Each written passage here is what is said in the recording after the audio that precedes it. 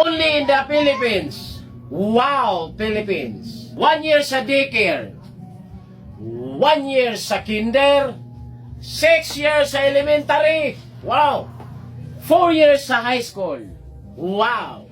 2 years sa K-12. Wow. 4 years sa college. Wow.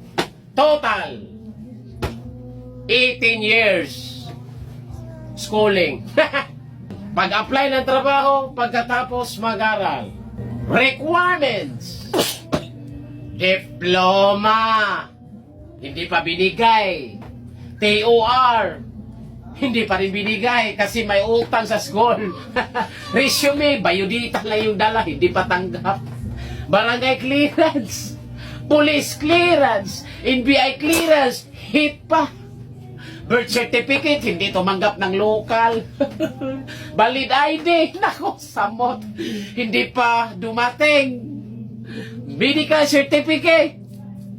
Drug test, ha. SSS number. PhilHealth number. Pag-ibig number. BIR number. Aming pang number.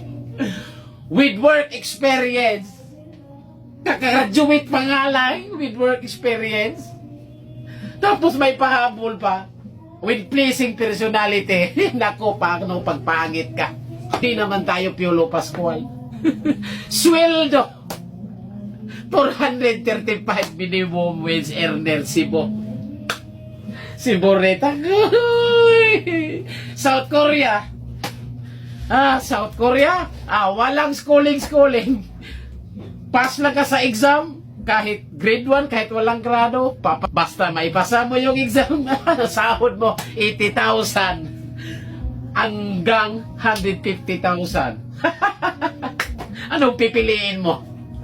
South Korea, Philippines.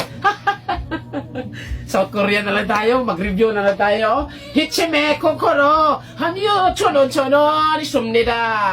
South Korea.